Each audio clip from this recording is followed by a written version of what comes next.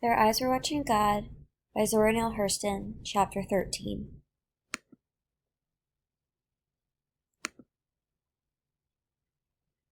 So, at the beginning of Chapter 13, consider what major shift has occurred. Jacksonville. Tea-Cake's letter had said Jacksonville. He had worked in the railroad shops up there before, and his old boss had promised him a job come next payday. No need for Janie to wait any longer. Wear the new blue dress because he meant to marry her right from the train. Hurry up and come because he was about to turn into pure sugar thinking about her. Come on, baby, Papa Tea-Cake never could be mad with you.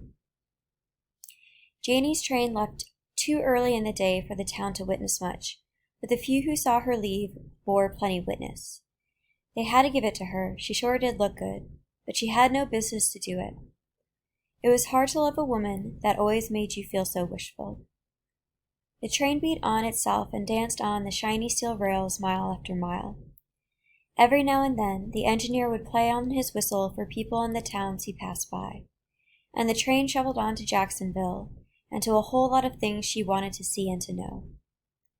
And there was Tea-Cake in the big old station in a new blue suit and straw hat, hauling her off to a preacher's house first thing. Then, right on to the room he had been sleeping in for 2 weeks all by himself, waiting for her to come. So the major shift we have is in setting. So the characters, particularly Janie and Tea-Cake, have gone from being in Eatonville to being in Jacksonville, because that's where Tea-Cake has found some work.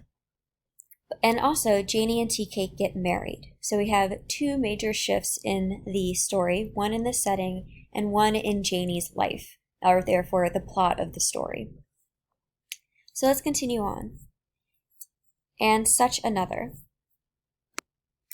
hugging and kissing and carrying on you never saw. It made her so glad she was scared of herself. They stayed at home and rested that night, but the next night they went to a show, and after that they rode around on the trolley cars and sort of looked things over for themselves. Tea-Cake was spending and doing out of his own pocket, so Janie never told him about the $200 she had pinned inside her shirt next to her skin. Phoebe had insisted that she bring it along and keep it secret just to be on the safe side. She had $10 over her fare in her pocketbook. Let Tea-Cake think that that's all she had. Things might not turn out like she thought. Every minute since she had stepped off the train she had been laughing at Phoebe's advice. She meant to tell Tea-Cake the joke sometime when she was sure it wouldn't hurt his feelings. So it came around that she had been married a week and sent Phoebe a card with a picture on it. So let's look at this question, why is Janie hiding money from Tea-Cake? So in the quote, in this quote that I pulled from the reading, it says, $200 she had pinned inside her shirt next to her skin. So she's hiding $200 from Tea-Cake. And she's doing this because Phoebe advised her to do so as a backup plan in case Tea-Cake is using her. But Janie realizes that this simply is not the case because Tea-Cake's married her and he's spending all of his own money on her, and that it doesn't seem as though Tea-Cake has any plans to steal her money and run off.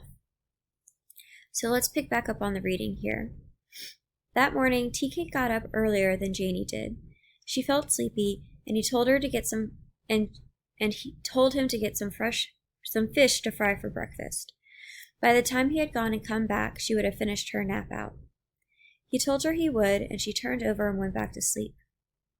She woke up, and Tea-Cake still wasn't there, and the clock said it was getting late. So she got up and washed her face and hands. Perhaps he was down in the kitchen fixing around to let her sleep. Janie went down, and the landlady made her drink some coffee with her, because she said her husband was dead, and it was bad to be having your morning coffee by yourself. Your husband gone to work this morning, Miss Woods? I seen him go out a good while ago.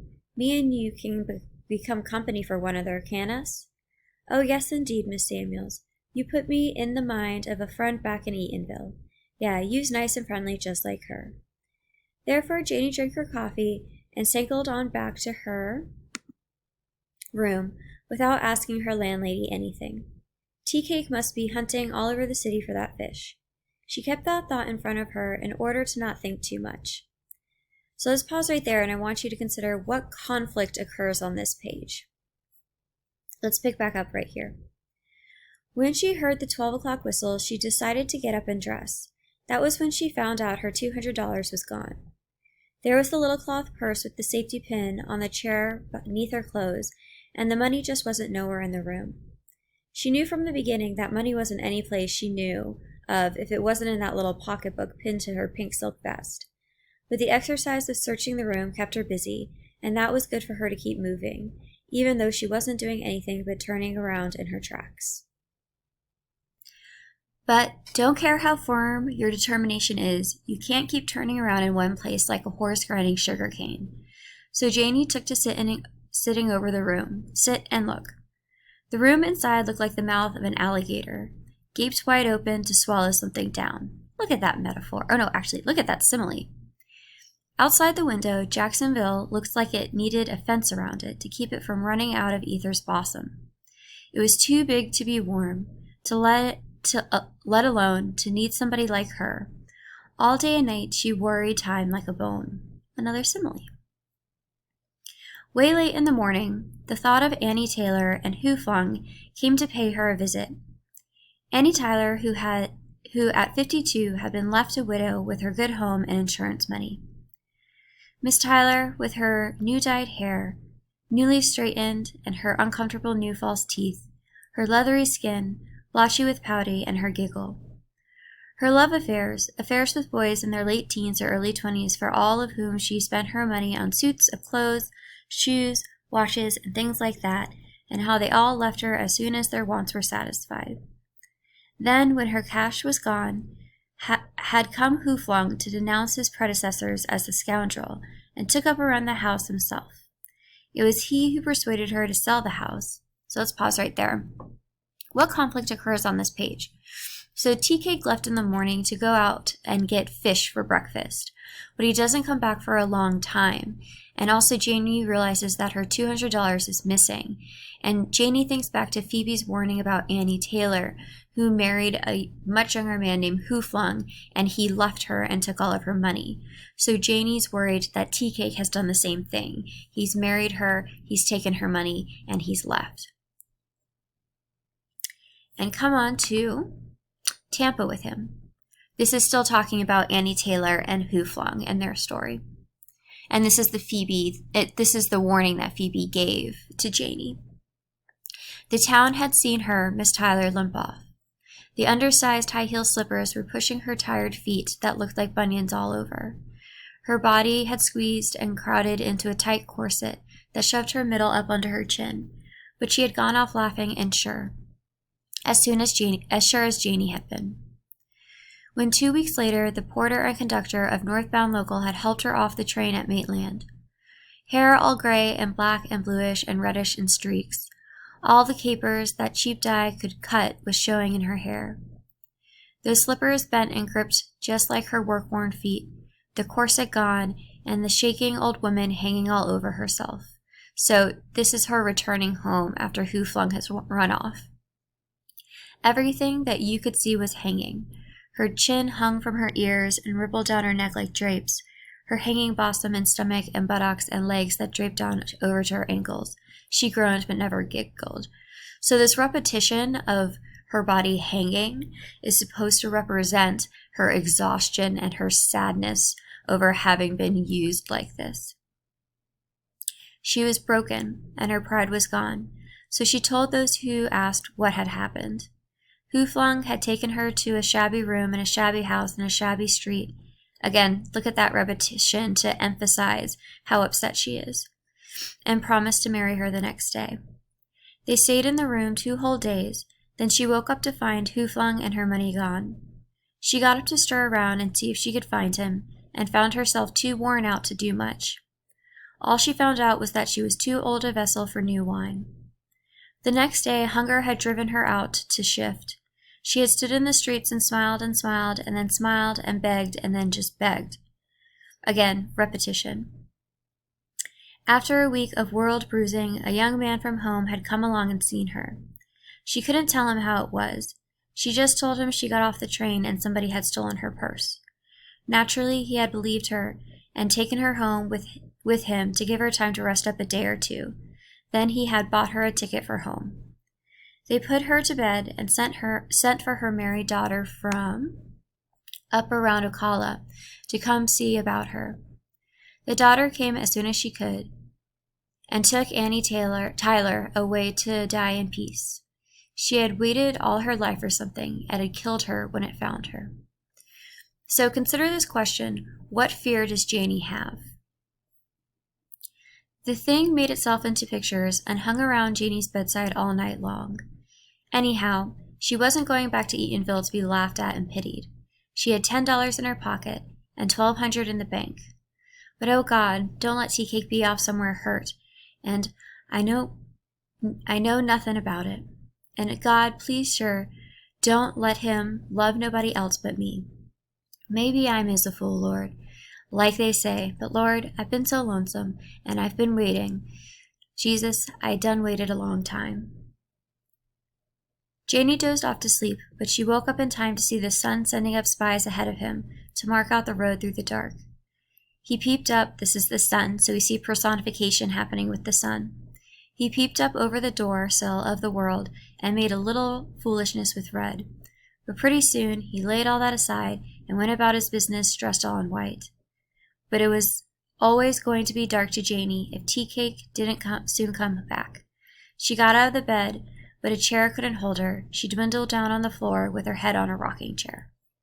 So what fear does Janie have? So let's check out this quote that I pulled from what I just read. She had waited all her life for something, and it had killed her when it found her. So this quote is talking about Miss Tyler and how after Huflong abandons her, she goes home and dies. And it's the idea that Annie Tyler had been waiting all her life to find some adventure and some love, and it killed her because it didn't turn out the way she expected, and she was so sad. And Janie scared the same thing's going to happen to her. And Janie fears that her desire for love will ruin her. But Janie's also determined that she will not return to Eatonville ruined. So Annie Tyler returns home hanging, as it repeats over and over again because she's so destroyed. And Janie determines that she has too much pride to return to Eatonville if she has been abandoned by Tea Cake. But there's also a worry in her mind that Tea Cake hasn't abandoned her and that something bad may have happened to him and she doesn't know where he is. And so that's also a concern she has. So let's see what happens. After a while, there was somebody playing a guitar outside her door. Played right smart while. It sounded lovely too, but it was sad to hear it feeling blue like Janie was. Then whoever it was started to sing, ringing the bells of mercy, call the sinner man home. Her heart all but smothered her. Tea Cake, is that you? You know so well it's me, Janie. How come you don't open the door? But he never waited. He walked on in with a guitar and a grin. Guitar hanging around his neck with a silk red cord and a grin hanging from his ears. So consider the question, what explanation does Tea Cake have for his disappearance? Don't need to ask me where I've been all this time, because it's my all-day job to tell you. Tea Cake, Good Lord, Janie, what are you doing sitting on the floor? He took her head in his hands and eased himself into the chair. She still didn't say anything. He sat stroking her head and looking down into her face. I see what it is. You doubted me about the money. Thought I had done took it and gone. I don't blame you, but it wasn't like you think. The girl baby ain't born and her mama is dead. That can get me to spend our money on her. I done told you before that you got the keys to the kingdom. You can depend on that. Still and all, you went off and left me all day and all night. 'Twasn't 'cause I wanted to stay off like that, and it sure Lord wasn't no woman. If you didn't have the power to hold me and hold me tight, I wouldn't be calling you Miss Woods. I met plenty of women before I know you to talk to. You the onlyest woman in the world I ever mentioned getting married to. You being older don't make no difference. Don't never consider that no more. If I ever get to messing around with another woman, it won't be on account of her age. It'll be because she got me in the same way you got me, so I can't help myself. He sat down on the floor beside her and kissed and playfully turned up the corner of her mouth, and she smiled. Looky here, folks, he announced to an imaginary audience. Sister Wood is about to quit her husband. Janie laughed at that and let herself lean on him. Then she announced to the same audience, Miss Woods got herself a new little boy rooster, but he been off somewhere and won't tell her. First thing though, I gotta eat together, Janie. Then we can talk. So let's pause here and go to the next video.